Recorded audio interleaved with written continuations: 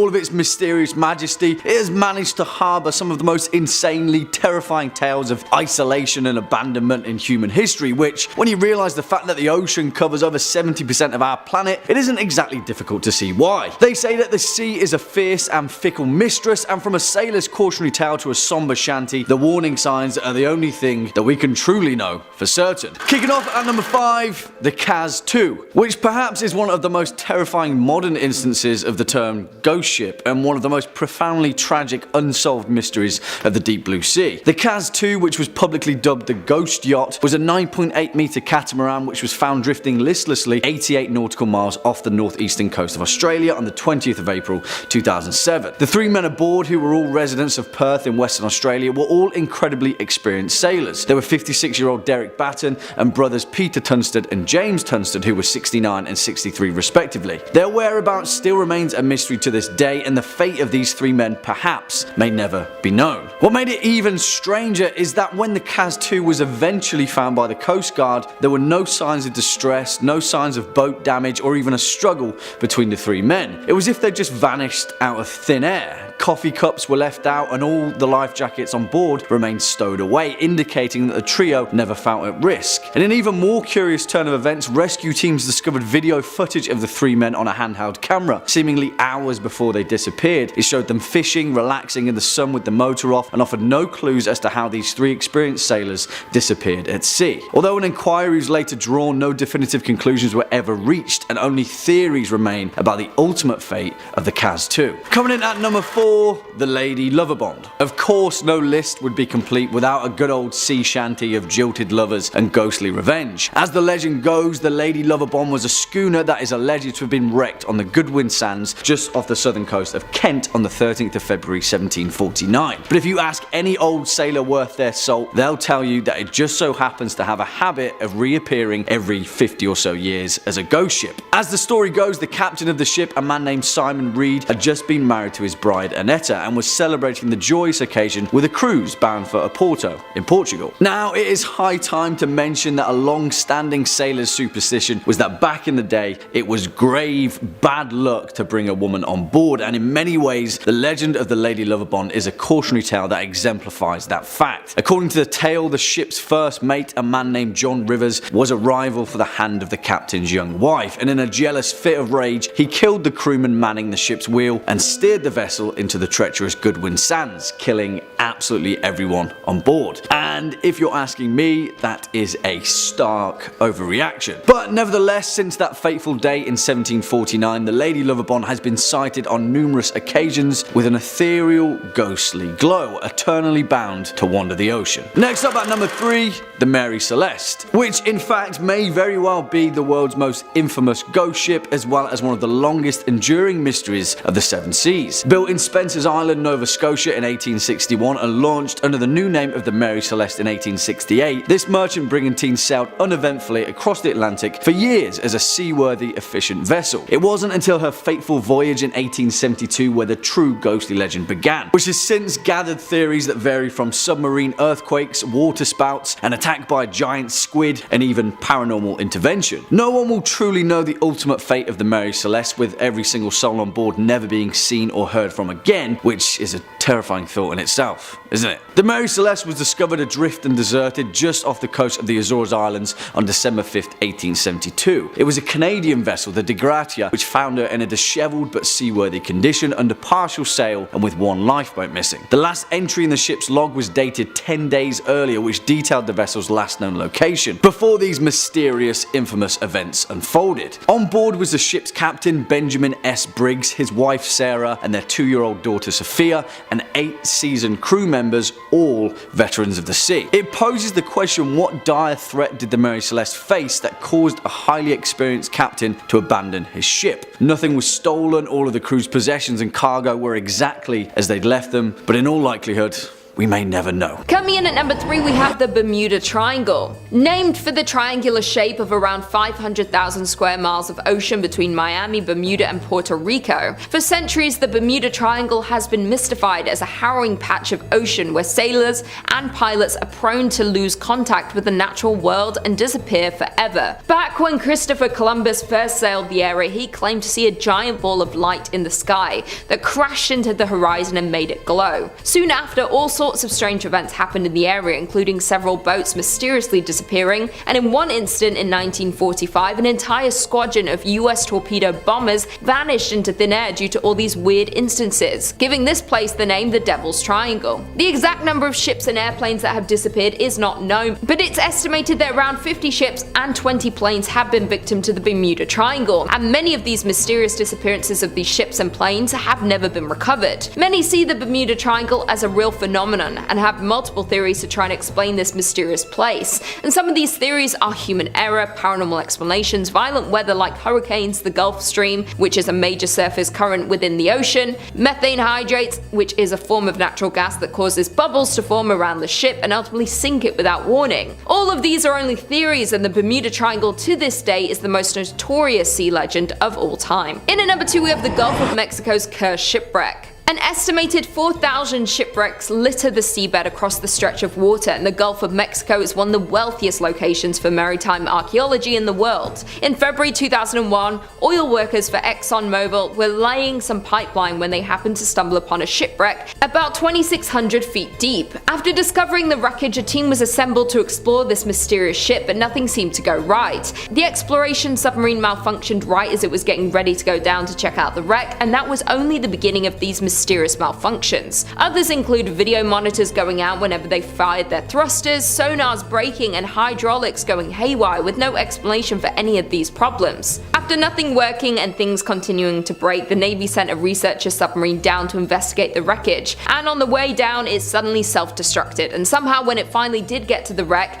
its arms were too short to reach anything. 6 months later, in July in 2002, a team working aboard the NR-1 decided to launch a robotic sub down to the wreck site, but the malfunctions continued. The second the rover entered the water, it veered to the right and went out of control. The tether had caught in the propellers, which caused the vessel to smash into the underside of the ship, and the rover was never recovered. Later in the summer of 2002, the curse would continue as a ship from Sustainable Sea Program of the NOAA offered to pick up artifacts from the site. The first time the vessel attempted to leave the dock, debris was lodged in the propeller. The second time, the propeller locked and the ship ended up in dry lock, needing repairs. Over the years, many others have tried to learn more about this wreck, but little was found, and what was found wasn't at all helpful. To this day, nothing has been able to get too close to the shipwreck to investigate and explore the phenomenon, and very little is known about this mysterious ship. Many believe the lives lost in the wreck continue to haunt the ship and will keep anyone and everything out of it at all costs. And finally, in at number 1, we have the unmapped ocean floor. This is truly one of the biggest mysteries, and humans' curiosity about the Earth's floor is centuries old. Much remains to be learned about the ocean, especially exploring the mystery of the deep sea. From mapping and describing the physical, biological, geological, chemical, and archaeological aspects of the ocean and understanding their dynamics. For centuries, scholars believed the deep sea to be a lifeless place. Until the late 19th century, we've discovered there is a diversity of life and creatures living down there. Many researchers and divers had tried to dive and take submarines down to explore more of this unknown place, but it's very hard due to the extremely cold temperatures, the darkness, and the literally bone-shattering pressure that's more than 1,000 times that at sea level. In 2019, a retired naval officer, Victor Vescovo, set a new record as one of the deepest dives to date, reaching almost 36,000 feet down in a submarine into the deepest place on Earth, the Marianas Trench. The ocean covers more than 70% of the planet's surface, driving weather, regulating temperature, and ultimately supporting all life's organisms. Throughout history, the ocean has been a vital source of sustenance, transport, commerce, growth, and inspiration. But to this day, more than 80% of the ocean remains unmapped, unobserved, and unexplored, and it's still unknown how deep the ocean really is. Given the high degree of difficulty and cost in exploring our ocean using underwater vehicles, researchers have relied heavily on technologies such as sonar to generate maps of the seafloor, but currently less than 10% 70% of the global ocean is mapped using modern sonar technology, and only about 35% of the United States have been mapped using modern methods. As we go deeper into the ocean floor, it's too deep for this modern technology because it's too remote and dark for this type of visual mapping. So if you go swimming in the ocean, it's very unknown of what is swimming and living below you. But scientists and researchers continue to develop technologies to unlock the many secrets of the ocean. The NOAA is working to increase our understanding of the ocean realm. Swinging in at number 2, the Flying Dutchman. Of course, this legendary vessel couldn't not make this list. The ghost ship that can tragically never make port, doomed to navigate the perilous ocean for eternity. In actual fact though, the Flying Dutchman has had such an impact on nautical culture that it's easy to overlook the treacherous tale of its origin. It is thought that the legend of the Flying Dutchman first originated from the 17th century golden age of the Dutch East India Trade Company, a mega corporation that had a stranglehold monopoly on the Dutch spice trade that ran throughout the 16 and 1700s, where tale was told of a Dutch man of war that was lost just off the Cape of Good Hope. Purportedly, every soul on board perished after being ravaged by a violent tempest. The following few days, numerous other trading ships reported seeing a ghostly, ethereal vessel out in the foggy mist of the ocean, flying the exact same colours as the Dutch vessel. Since then, the Flying Dutchman has gathered notoriety as the worst omen you could ever hope for of a phantom ship that heralds the demise of an entire crew, with sightings continuing all the way into the 19th and 20th centuries. In fact, perhaps the most recognised sighting was by King George V himself during a 3-year voyage in 1881 just off the coast of Australia. He noted in his personal log that 13 people had seen the same glowing Flying Dutchman in the early hours of the morning, and later in the day the ordinary crewman who had spotted the vessel fell from the foremast and, in his words, was smashed to atoms. It's a little bit worrying, that one, eh? And finally, our number 1 spot, the Orang Medan. And where do we even begin with the bizarre, perplexing legend of the Orang Medan, perhaps the most terrifyingly unexplainable instances of a ghostly shipwreck in history? But, well, the leading physical theory of the Orang Medan may be even more horrifying than it first appears. As the legend goes, at some time in June 1947, an American vessel by the name of the Silver Star picked up several distress calls from a nearby Dutch merchant ship, the Orang Medan. A radio operator aboard the troubled vessel sent a message in Morse code. In rushed, confused dots and dashes, it read, "We float. All officers, including the captain, dead in chart room and on the bridge. Probably whole of crew dead." And then a few moments later, after even more confused dots and frantic dashes, 2 words came through very clearly. "I die." Then silence. Nothing more was heard of them. But well, when the Silver Star eventually located and boarded the apparently undamaged and otherwise seaworthy Orang Medan, what they found absolutely horrified them. Every single person aboard was found dead, sprawled on their backs, frozen in fear, with their mouths gaping open and their eyes staring straight ahead. There were no survivors, but even more terrifying, apparently no signs of injury or foul play. Just as the Silver Star crew was preparing to tow the ship to a nearby port, a fire broke out in the Orang Medan, which shortly exploded before finally sinking into the depths. Since this horrifying incident, theories have ranged from the vessel carrying a highly dangerous chemical nerve agent to an entanglement with the CIA after the result of a secret experiment to an unprovoked alien assault. But if you haven't already sensed a theme with this particular list, it seems that we may never know. Coming in at number 5, we have the narwhal tusk. If any of you have ever seen the movie Elf, then you're familiar with the cute narwhal in the beginning of the movie, and that movie really brought narwhals to the public's attention and making this sea creature more popular than ever before. But so much about this creature is a mystery. In 1577, the English explorer Martin Frobisher led an expedition of 150 men to the northern Canada in search of gold, but they had come across something they had never intended, and that was the sea unicorn. The myth of the unicorn goes back centuries, and the business of unicorn horn trade was sustained through the Middle Ages and Renaissance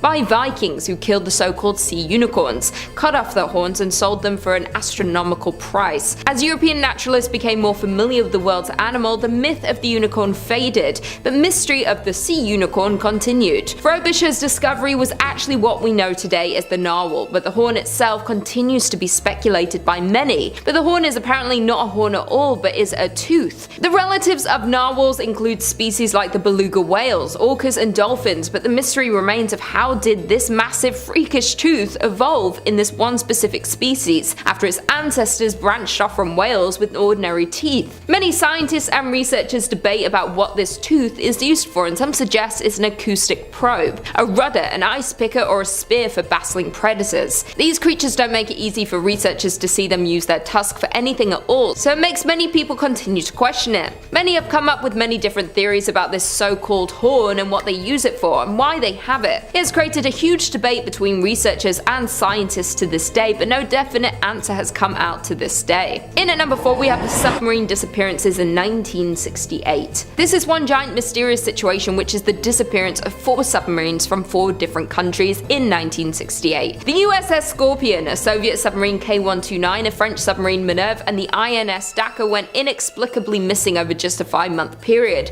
and the last 2 disappearing only 4 days apart. The exact causes of these sinkings remain unknown and remain a mystery over 50 years later. The INS Dakar was scheduled to arrive in Israel on January 29, 1968. When it didn't return, searchers went out to find it, but after a while there was no sign of the missing submarine. So the search ended on February 4th, and the 69-man crew was officially declared dead in 1981. The cause of the sinking was never determined, and theories say that either a mechanical or human error caused a catastrophic accident, or that the submarine snorkel was damaged after hitting another ship, causing it to flood. The Minerve was on the training operation in the Mediterranean on January 27, 1968, and when they were on their way home, the men were caught in a bad storm. When it was 30 miles away from the port, the Minerve made contact with the men on land and said it would port in about an hour, but an hour came and went, and the submarine had never returned. A frantic search was conducted with 20 vessels and aircrafts trying to locate the Minerve, but it was eventually called off on February 2nd when they found nothing. The K-129 with a crew of 98 descended on March 8, 1968, and almost 2 weeks into patrol on the North Pacific, the K-129 failed to send a scheduled radio message. The Soviets soon began a frantic search, and after 2 months of no sign of the submarine, they gave up their search. The cause of the ship sinking remains unknown and will likely never be known. Almost 3 months after the K-129, the USS Scorpion, a nuclear-powered attack submarine with a crew of 99 men, went missing in the Atlantic while on its way back from a patrol in the Mediterranean. It was sent out on February 15, 1968, and toward the end of its patrol, it radioed that it was expected to return on May 27th. But as you can guess, the USS Scorpion would never return. Like the others, many searched for the lost ship, but on June 5th, the Scorpion and its crew were declared presumed lost. Over the years, there have been multiple searches for these submarines, but only parts have been recovered, and it's considered one of the biggest mysteries that happened in the sea. No one knows why so many went missing in such a short amount of time, how exactly they went missing for so long, and what exactly made these vessels disappear. And this is a mystery we may never get the answer to. Kicking off at number 5, the SS Baychimo. Now, although many tales of ghost ships and their legend are mired in murky mystery and spotty historical records, this one is perhaps one of the most well-documented cases of a ghost ship in nautical history. Built in Sweden in the year 1914, the SS Baychimo was used as a trading vessel for routes between Hamburg and Sweden in and throughout the First World War. After the war, though, it was shipped over to Canada, where it was employed by the Hudson's Bay Company, carrying cargo throughout the Arctic region. There, on October 1st, 1931, during a routine voyage, a devastating storm blew in, and the Baychimo was trapped in pack ice just off the coast of Alaska. The crew quickly abandoned ship, traveling over the ice to the nearest town of Barrow, Alaska, where they took shelter. Several days later, after the storm had subsided, the crew returned to retrieve their precious cargo, only to find that the SS Baychimo had disappeared. Her captain decided that she must have broken up during the storm and sunk, but a few days later, an Inuit seal hunter told the captain that he had spotted the Baychimo nearly 50 miles away from their initial position. As the story goes, the Baychimo didn't sink at all, and for several decades after her abandonment, she sailed the Arctic coast completely unmanned. In fact, the SS Baychimo was seen on numerous occasions throughout the following century, and several crews even managed to board her. In fact, the last recorded sighting was by a group of Inuit in 1969, a staggering 38 years after she was abandoned.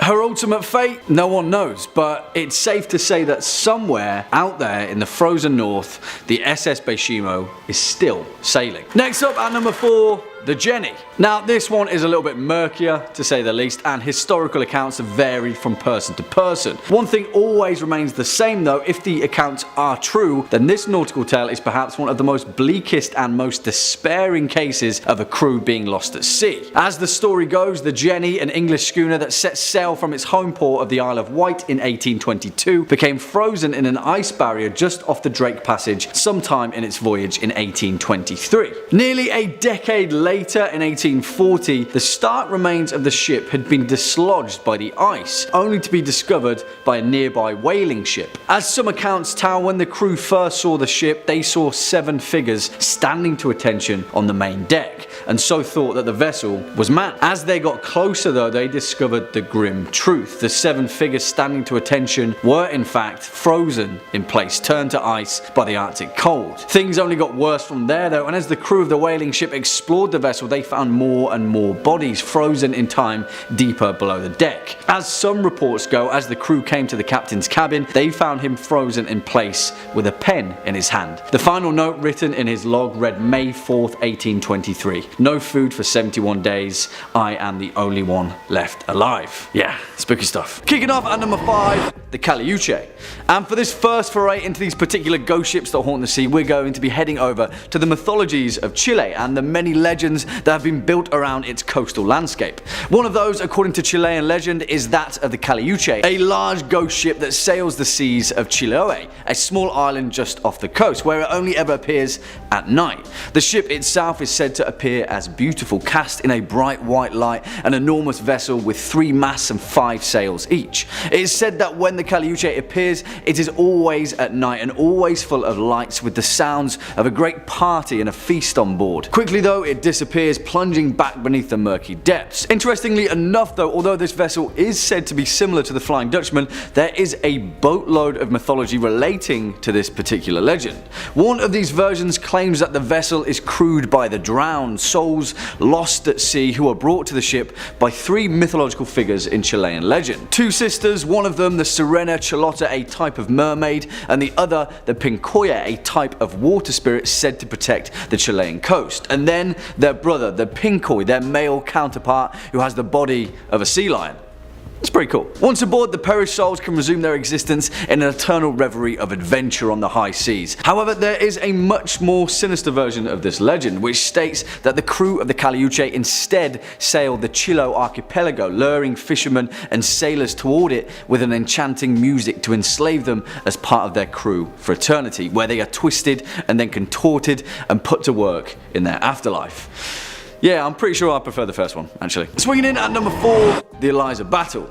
And for this one, we're pinching the parameters of the 7 seas, and instead we're taking a look at one of the most notorious maritime disasters that, instead of on an ocean, occurred on a river. The Tombigbee River, to be precise, a stretch of water that runs between Columbus, Mississippi and Mobile, Alabama. And here we have the legend of the phantom steamboat of the Tombigbee. Back in 1852, one of the largest river steamboats constructed at the time, the Eliza Battle, was put into service between the 2 southern states. During one particularly cold February in the winter of 1858, after the Eliza Battle had departed the city of Columbus, the ship made its way downriver, stopping on the way at Pickensville, Gainesville, Demopolis and several other small river landings. By the time that the steamboat had left off at Demopolis though, it was filled to the rafters with passengers, and not only passengers but also over 1,200 bales of cotton to be ferried to the final stop. Now, although it roughly still remains a complete mystery, around 2 AM on March the 1st, 1858, about 30 miles downriver from Demopolis, the crew of the Eliza Battle awoke, startled to discover that the cotton bales on the main deck were on fire. Flames soared and quickly engulfed the ship's hull, soon spreading out of control despite the frigid temperatures attributed to the odd, gusty evening. The boat continued onward though, the entirety of the exterior completely engulfed in flames and cut off from their lifeboats. The passengers, many of them who had awoken dressed in their night clothes, were forced to plunge into the icy river below. Now, some of them survived, mainly by floating atop the remaining cotton bales, but all in all, over 33 people lost their lives, both crew and passengers included. The Eliza Battle quickly sank beneath the water, the wreckage of which still lingers at the bottom of the Tombigbee River. It's said that on a particularly cold and windy night, the Eliza Battle will emerge from the icy fog engulfed in flames, once again a warning sign of an oncoming ill omen. Coming in at number 3, the SS Valencia. Now, this one's a little bit more interesting, to say the least, because it's a verified fact that the wreckage of the SS Valencia can still be seen to this day, scattered along the beach and rocky shoreline of Vancouver Island's West Coast Trail. After the ship struck a reef during a storm in 1906, the wreckage of the SS Valencia was considered to be the worst maritime disaster along the western North American coast, otherwise known as the Graveyard of the Pacific. The Valencia was a small ship, a passenger steamer that had a long history of carrying both passengers, cargo and troops, but at the time of her ruin she was operating as a tour boat, often running routes from San Francisco and up to Seattle. During the wreckage, tragically 136 souls were lost, with rescue efforts unable to access the Valencia in the ravaging storm. But our ghostly tale lies with those that tried to escape. You see, as the legend goes, in panic the crew launched all of the Valencia's lifeboats, going against the captain's orders, all of which went horribly wrong. 3 flipped on descent, dozens more capsized after reaching the water, and the last one disappeared out into the waves. Since the disaster of the SS Valencia, countless sailors and fishermen have reported sightings of these lifeboats listlessly floating upon the water during particularly calm days at sea. As some of the tales go, these lifeboats are still filled with the skeletal remains of the lost souls of the SS Valencia. Next up, at number 2, the Kobenhavn. And it's quite the title really, because the Kobenhavn is considered by most to be one of the greatest maritime mysteries of the modern era, with only whispers, rumours and speculation as to its ultimate fate. Built for the Danish East Asiatic Trading Company in 1921, it was the world's largest sailing ship at the time, and primarily served as a sail training vessel for young cadets. In the eyes of many, it was the most impressive sailing ship ever built. However, as the story goes, on September 21st, 1928, the Kobenhavn departed from northern Jutland for Buenos Aires on its 10th and ultimately final voyage. A total of 75 people were aboard, and the journey was planned to span all the way to Melbourne, Australia, and then back to Europe. But tragically, as we know, it was never seen again. The thing was though, the captain of the ship, Hans Andersen, was renowned for going long periods at sea without sending any messages, and so it wasn't until nearly 6 months later that the Danish company sent a search party. No wreckage or remains have ever been found. However, following the next several years of the Kobenhavn's disappearance, there were a number of highly reputable sightings of a 5-masted ship that fit perfectly its description. In July of 1930, the crew of an Argentine freighter cited what they referred to as a phantom ship during a gale. Their captain noted in his records that this may be the Wrath of the Copenhagen. Dozens of stories and tales have perpetuated around the ultimate fate of the Kobenhavn, but the truth is, we may never know. In all likelihood though, it's still out there, somewhere, floating on the endless tide. And finally, coming in at number 1 spot, the Seabird. And this story is the literal definition of a ghost ship, and one of the most saltiest sea yarns that I've heard spun in a while. Although this one has a few more twists and turns that you may not have first seen coming. As the legend goes, in the year 1750, a vessel named the Seabird was idling off the coast of Newport Harbour in Rhode Island, and had quickly attracted quite a crowd on the shore due to its elaborate craftsmanship. Soon enough though, the crowd of onlookers noticed that there was something strange about the Seabird. There was no one manning the ship, not a soul in sight. As the legend goes, several moments later, the ship, as if by a supernatural wind, perfectly sailed itself through the rough breakers of the beach, gently landing on the nearby Easton's beach. There, a few brave souls boarded the vessel, only to find the Seabird completely deserted, save for a boiling kettle on the stove, and strangely enough, breakfast already prepared at the table. Now, some accounts state that a group of fishermen had passed the Seabird a few hours before and had even spoken to the captain themselves. Where had the crew gone? What had happened in the few hours that had passed since their last sighting? The truth of it is that no one may ever know, and such is the nature of ghostly tales from the sea. But, well, this is where things get a little stranger still, and take this final caveat with a pinch of sea salt. But as the legend goes, decades later, an old sailor reported to a New England journalist his deepest, darkest secret. In a fit of rage, he had murdered his entire crew just before making port, throwing their bodies into the ocean. And the name of that ship? Well, the seabird, of course. Coming in at 2, the USS Cyclops. The USS Cyclops was the second of 4 Proteus-class colliers built for the United States Navy several years before World War I. The ship was named for the Cyclops, a primordial race of giants from Greek mythology. She was the second US naval vessel to bear the name. Now, what was ultimately disturbing about the boat was its loss of 306 crew and passengers without a trace within the area known as the Bermuda Triangle sometime after March 4th, 1918, making this the single largest loss of life in US naval history, not directly involving combat. Now, this took place during wartime, making people believe that she was captured or sunk by a German raider or submarine. Now, according to the Naval Historical Foundation, the ship was carrying manganese ore from Brazil to Baltimore when she took a detour to Barbados. The rumors have it that she was overloaded by both her cargo and coal she picked up on that stop. Not only that, but one of her engines was non-functional thanks to a cracked cylinder. All in all, these factors may have contributed to the ship's ultimate demise, however no one quite knows for sure. The ship's loss was what ultimately fueled the fear of the Bermuda Triangle, a region of the Atlantic that is said to be the site of many mysterious maritime disappearances. So if you want to visit the USS Cyclops, you would have to visit the Bermuda Triangle. And would you dare do that? You shouldn't, because you'd die. And finally, number 1, the HMS Terror. The HMS Terror was a specialized warship and a newly developed bomb vessel constructed by the Royal Navy all the way back in 1813. However, she was later converted into a polar exploration ship 2 decades later and participated in George Back's Arctic expedition of 1836 to 1837, the Ross expedition of 1839 to 1843, and Sir John Franklin's ill-fated attempt to force a Northwest Passage in 1845, during which was lost with all hands along with the HMS Erebus. However, on September 12, 2016, HMS Terror was located in Nunavut's Terror Bay off the southwest coast of King William Island. The wreck was found 57 miles south of the location where the ship was reported abandoned, and 31 miles from the wreck of the HMS Erebus, which was discovered in 2014. For more than 170 years, the Terror was a mystery which loomed large over the Arctic prior to its discovery. Now, the initial expedition launched in 1845, however, it was in 1846 that the Terror and Erebus became stuck in the ice. Franklin died in 1847, according to a note later discovered stashed on King William Island, and the ships were ultimately abandoned in April 1848.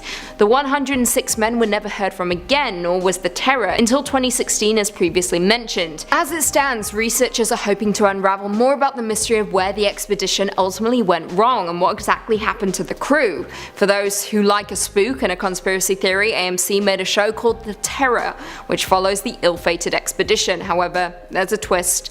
It is emotional but absolutely terrifying, and is perhaps one of the best shows I've watched in a long time. Give it a watch, you won't be disappointed. Next up at number 3, the fireship of Baie de Chaleurs. Which, I mean, come on guys, that's probably the most awesome sounding title to anything on this historical list, right? The fireship of Baie de Chaleurs sounds like something that Geralt of Rivia himself would sail down to Skellig after a summer in Toussaint, but whatever, that's by the by, because this vessel in question actually takes us over to the eternally autumnal eastern tones of New Brunswick, Canada. Now, the fireship of Baie de Chaleurs is also more commonly referred to as the Chaleurs Phantom or the Phantom Ship, and it often takes the form of a series of ghost lights just before a storm, appearing as a large 3-mast galley.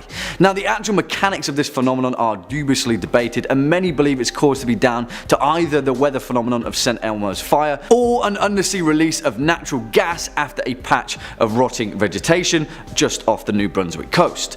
I mean, that's a completely different story entirely, but what we're concerned with is the actual origin of the fireship, the history of which is equal parts tragic and gruesome. As the legend goes, back in 1501, a Portuguese captain had spent a year pillaging the coast of Baie de Chaleurs, capturing Mi'kmaq natives for the slave trade. However, his cutthroat agenda was miscalculated, as a year later, when he returned to the region on his second voyage, he was captured, tortured, and killed by the Mi'kmaq people in revenge for their kidnapped tribesmen.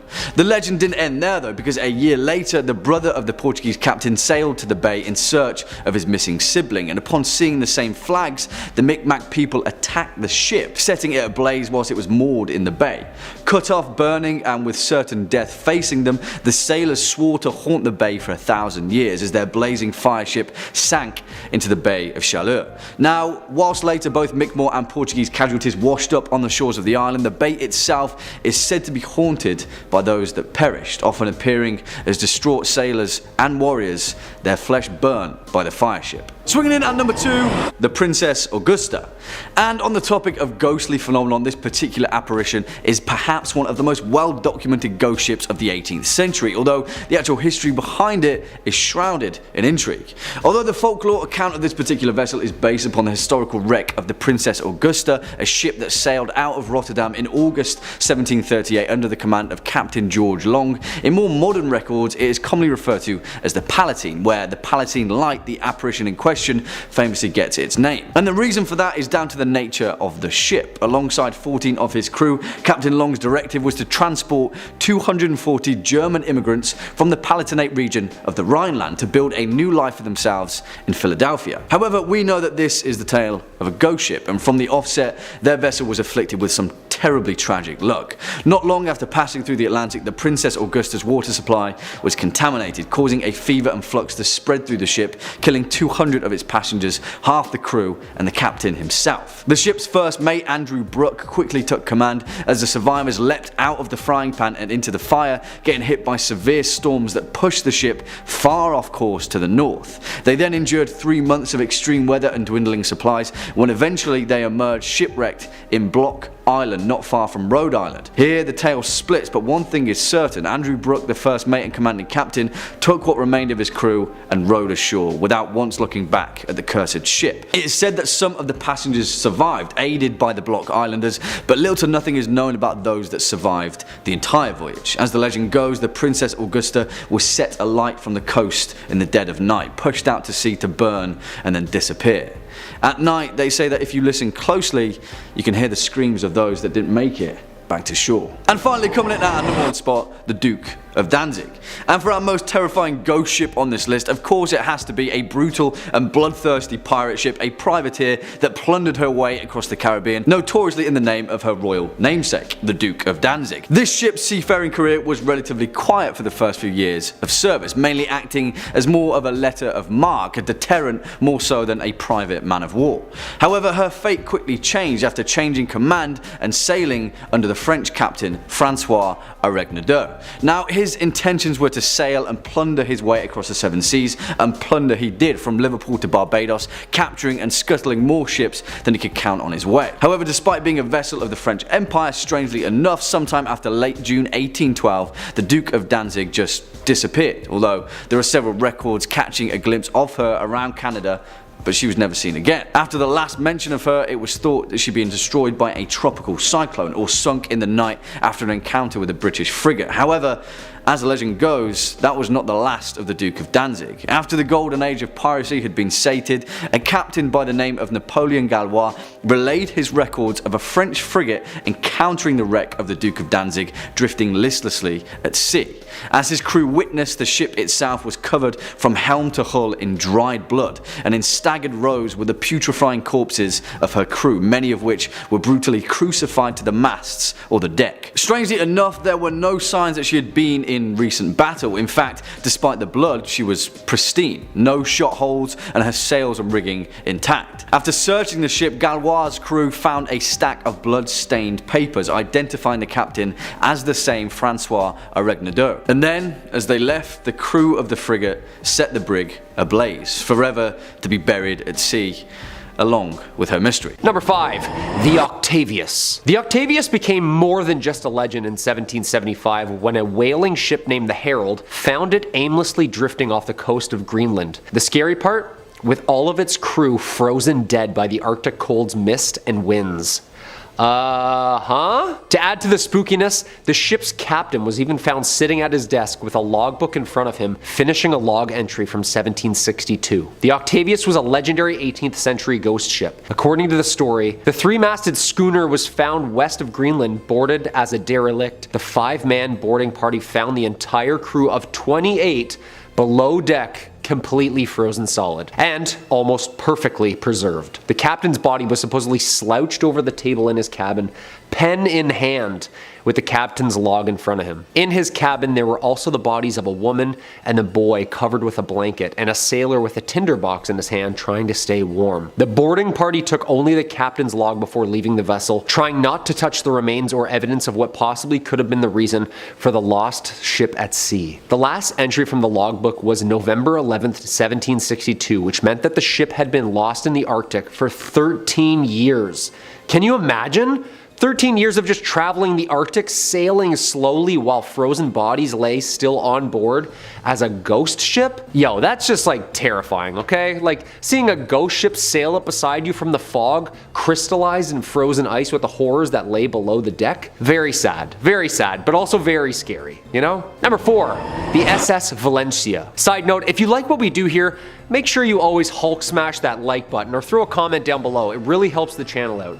Let us know what other ghost ships you know of, and I'll check them out for a part 2 or maybe even a part 3. Speaking of more ghost ships, the SS Valencia is one of the creepier ship stories. Pulling up and finding a completely abandoned ship is scary enough. Those are people's lives lost. It's scary stuff. The SS Valencia was an American iron-hulled passenger steamer built for service in 1882 by William Cramp and Sons. It did many things. In 1897, the Valencia was attacked by a Spanish cruiser, Reina Mercedes, just off the Guantanamo Bay in Cuba. They tried to sink her, but nope. She was built strong, and she survived. A year later, she became a passenger liner for the US West Coast, where she served in the Spanish-American War as a troop ship during the conflict. Eventually, after her service, the Valencia was wrecked off of Cape Beale, the west coast of Vancouver Island, British Columbia, on January 22nd, 1906, as her sinking unfortunately took 100 passengers with her. Some classify the wreck of the Valencia as the worst maritime disaster in, quote, the graveyard of the Pacific, which is a famously known treacherous area off the southwest coast of Vancouver Island. That's a horrible nickname for a shallow area also, right? Like, the graveyard?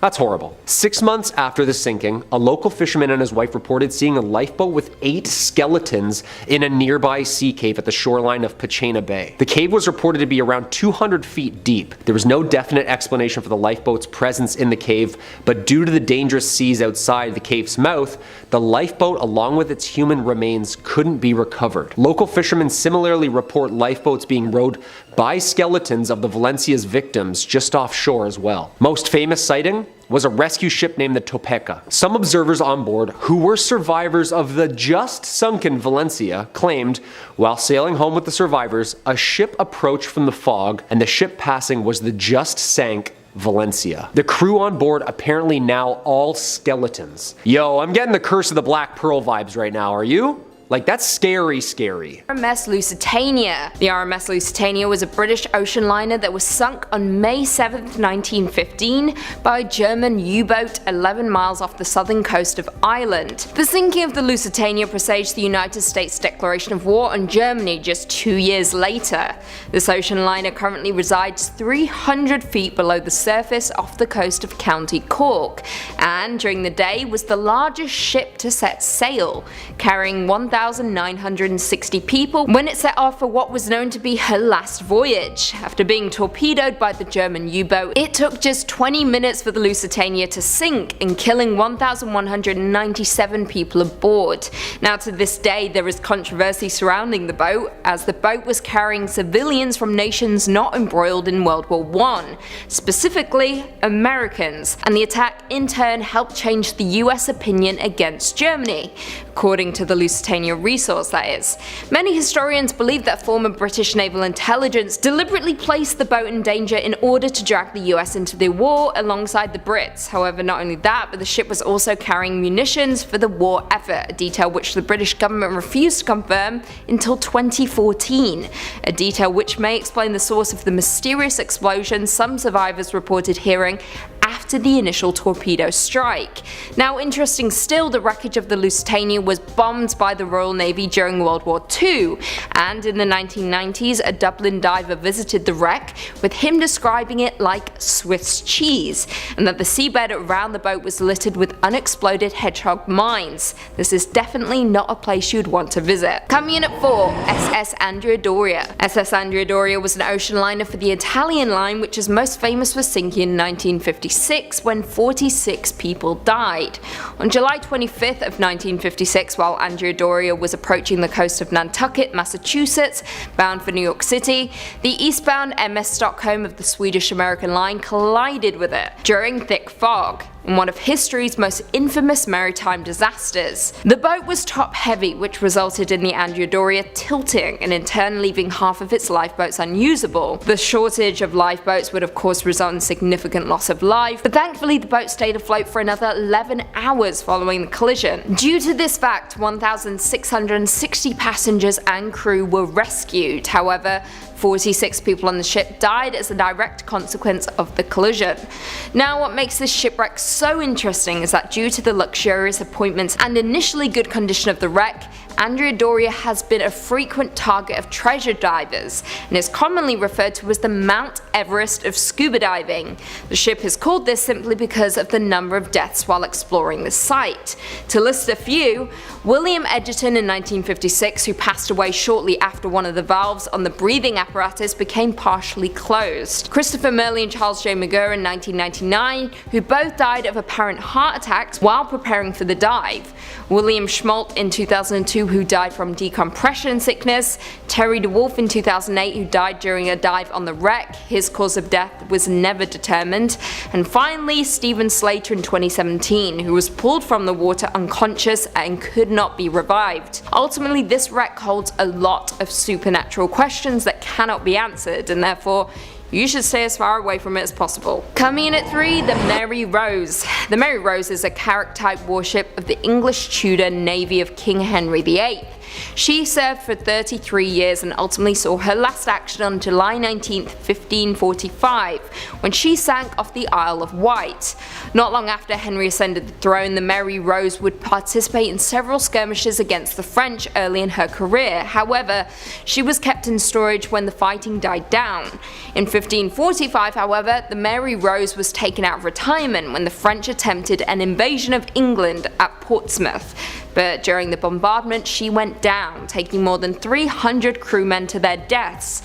What's baffling though is that no one quite knew why the Mary Rose sank. According to the museum dedicated to the warship, a retrofit may have left her too heavy to withstand an unlucky wind that caught her as she was turning. She may have been overloaded, or perhaps a French cannonball hit her hull, swamping her. The boat was raised from the seabed in 1982, however, this still didn't answer the questions as to what exactly happened to the Mary Rose. Number 3. The Mary Celeste. We've heard about her. One of the most famous real-life ghost ships, of course, is the mystery of the Mary Celeste. And I say mystery because it's still a mystery. She was found drifting slowly through the waters of the Atlantic Ocean in 1872, sailing completely unharmed and untouched with all its sails still up, the crew's personal belongings intact, and a cargo of more than 1,700 barrels of booze untouched. She set sail from New York City with more than 1,700 full barrels of alcohol destined for Italy for distribution. On board were 10 people, including Captain Briggs, his wife, and their daughter. Over the next 2 weeks, the ship encountered, well, something bizarre. 10 days later, the vessel was spotted by a British brig, De Gratia. The crew from that ship boarded the Mary Celeste and discovered it deserted. Yeah, no crew. Spooky. First thing I'm thinking is Bermuda Triangle. Always, always, always. Ghost ships, anything lost at sea, Bermuda Triangle, immediately.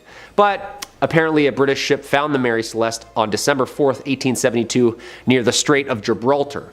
It's alright, so not the Bermuda Triangle then? No?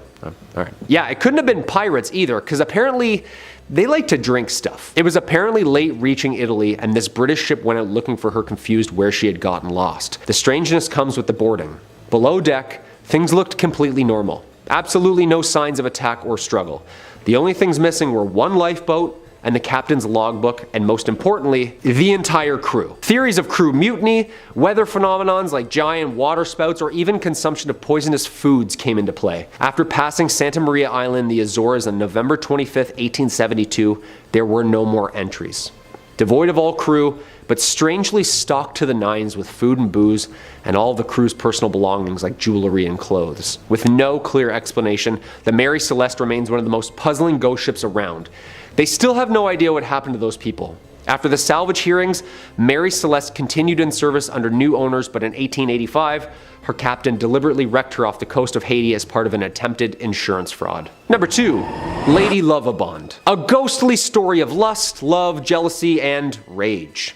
The dark history of this haunted love boat. In 1748, the day before Valentine's Day, it was set to sail as a celebration of the ship's captain's wedding. On February 13th, 1748, the ship contained by the newly married Simon Peel was carrying his new wife Annetta and their wedding guests from London to Oporto, Portugal. Unknown to the captain, his first mate Rivers was also in love with Annetta, and in a fit of insane jealousy, seized the helm after murdering the helmsman and deliberately steered the ship towards the Goodwin Sands, where it ran aground, cracking the ship in half and unfortunately drowning everybody on board. And there, the story might have ended, had it not been witnessed for all the claims to have seen the ghostly ship appear every 50 years. Some of them even passing close enough to hear the sounds of celebration. Apparently on the 13th of February, the Edenbridge spots Lady Lovibond's ship exactly 50 years later. It was reported seen by ship captain James Westlake, and according to his testimony, he almost collided with the ship before he could finally turn the steering wheel to avoid the collision. Dude, close call, just shows up out of nowhere? Like, what? He also recorded in his logbook the ship was headed straight for the Goodwin Sands. Other sightings have been reported at 50-year intervals, except for 1984, when the ship failed to materialize. 1798, 1848, 1898, and 1948 witnessed the ship's sightseeings. Even some boats sent out rescuers, assuming that it was in distress or lost at sea, but later it could never be found. Yo. A tale as old as time, huh? Jealousy, that'll do it. Yep, always does. And number 1, the Flying Dutchman. In all maritime folklore, this ghost ship has left quite an impact like no other. It's the ghost ship. The oldest one in the book. Well, maybe not the oldest, but definitely the most prolific and well known. The Pirates of the Caribbean, the Dead Man's Chest, is literally the story of this. The legend, Vanderdecken, the captain, is on his way towards the East Indies with a confidence and determination. He tried to steer his ship through the horrid weather conditions of the Cape of the Good Hope, but failed miserably. Even after, of course, vowing to drift until his own demise, you see, he apparently signed a little deal with you-know-who. He swore that he would succeed through the perils of waves even if he had to sail until his judgment day. The devil apparently heard his oath and took him up on it, and now the Dutchman is condemned to stay at sea forever. Legend says that since then, they have been cursed to sail the oceans for eternity. To this day, hundreds of fishermen and sailors from the deep sea have claimed to have even witnessed the Flying Dutchman, continuing its never-ending voyage across never-ending waters. The most famous sightings, I would say, is that of Prince George V of Wales. He was on a 3-year voyage in 1880 with his older brother Prince Albert of Wales and their tutor. The prince's log records say the following for the pre-dawn hours of July 11th, 1881 near Australia. Quote, 4 a.m. The Flying Dutchman crossed our bows. A strange red light as a phantom ship glow, which lights the masts, spars, and sails of a brig 200 yards distant as she came up on the port bow, but on arriving there was no vestige or nor any sign whatever of a material ship. Seen right away to the horizon, 13 persons altogether saw her. That's a prince writing, so yeah, that's pretty good source material, I'd say. This is horrific. Imagine a ghost ship faded by red light pulling up towards your ship in the middle of the night, then just cruises on by. Yeah, that'd be the end of me, for sure.